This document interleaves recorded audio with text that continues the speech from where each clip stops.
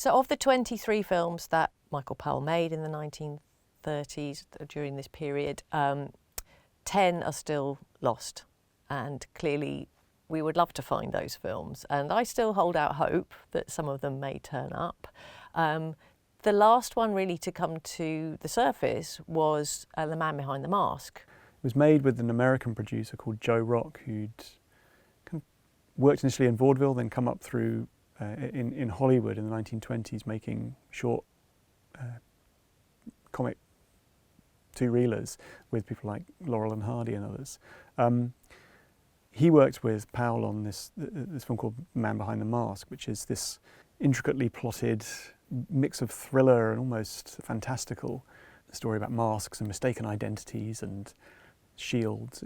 And the BFI didn't have a print, but we knew that clips of it had featured in a documentary made by the BBC in the early 90s called Britain's Missing Movie Heritage. The actress in Man Behind the Mask is interviewed in that documentary, Jane Baxter.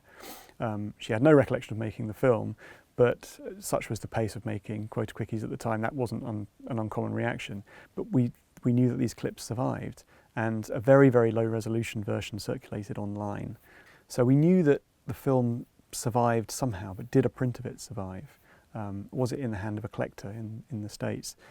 But we couldn't find it. We did a call out through the FIAF, the International Federation of Film Archives, and a copy was found at the George Eastman Museum in the collection of the silent film historian William K. Everson. His collection's housed there. The film that survives, though, is not the full version that was released in 1936, The Man Behind the Mask.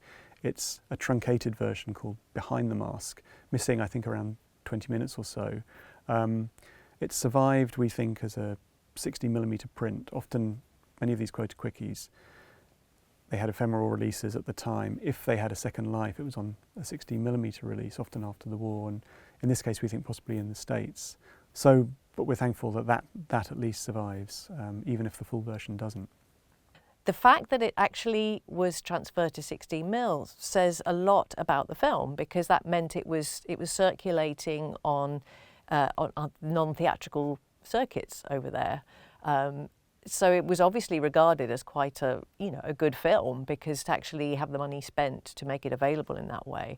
And obviously 16mm film is not nitrate, therefore it survives better. So that was a really exciting discovery for us to turn that film up. So we started international collaboration to restore this last title, and also because of its rarity to do a photochemical duplication of it. And we started this international collaboration with our FIAF Film Archive, George Eastman House, involving different laboratories, both in the UK and in the US. So it's a quite interesting example of how working on a film restoration really becomes like a complex international collaboration.